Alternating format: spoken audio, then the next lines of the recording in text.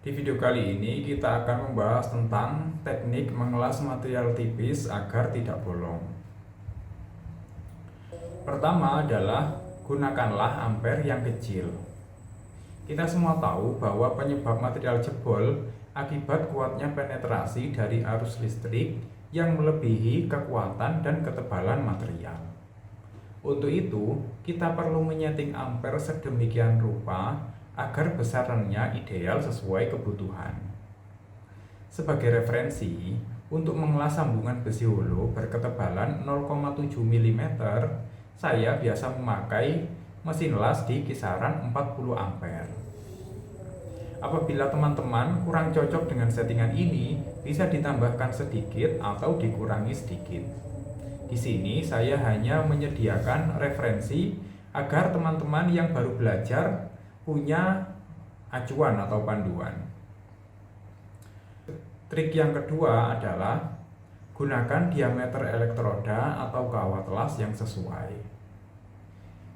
Pemilihan besaran elektroda atau kawat las pada sambungan konstruksi didasarkan pada kecepatan deposit dari pengisian kampuh las-lasan.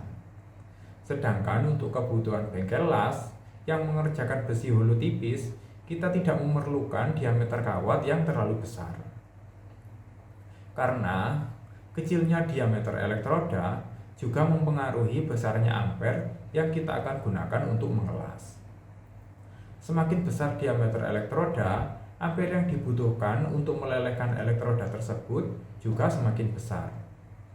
Besarnya penggunaan ampere secara otomatis menambah besarnya penetrasi ke benda kerja atau material yang kita las sehingga meningkatkan resiko jebol atau bolong.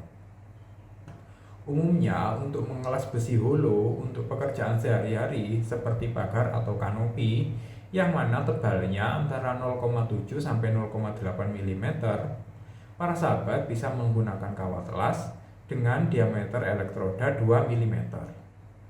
Untuk saat ini, elektroda ukuran 2 mm adalah yang paling kecil di pasaran. Jadi, teman-teman bisa memakai yang ukuran itu. Tips yang ketiga, kita gunakan teknik tempel angkat atau kita hindari penetrasi yang terus-terusan. Sebenarnya, teknik tempel angkat ini bertentangan dengan teori kestabilan busur yang kita pelajari sewaktu belajar di sekolah pengelasan. Teknik kestabilan busur las memang akan menghasilkan las-lasan yang rapi dan kuat. Namun hal tersebut tidak berlaku apabila diaplikasikan pada material tipis. Untuk melakukan teknik ini, para sahabat bisa menyalakan busur las beberapa saat, kemudian mengangkatnya kembali. Setelah terlihat logam las mulai membeku atau warnanya tidak lagi merah, warnanya sudah mulai menghitam, kita bisa melakukan penetrasi lagi dan menyalakan busurnya kembali. Begitu seterusnya hingga lubang atau celah yang ingin kita sambung semakin tertutup. Teknik keempat adalah lakukan pengelasan intermittent. Bagi para sahabat yang masih asing dengan istilah intermittent, intermittent adalah istilah untuk pengelasan berselang atau tidak dilas secara full. Pada keadaan tertentu, khususnya di dunia bengkel las, malah kita hanya perlu mengelas titik pada sudut-sudutnya saja. Semisal kita hendak menyambung bingkai pagar yang mempertemukan holo 4 cm dengan holo 4 cm. Kita tidak perlu mengelasnya secara full. Jika kita mengelasnya secara full, material tersebut akan rawan bolong atau melengkung.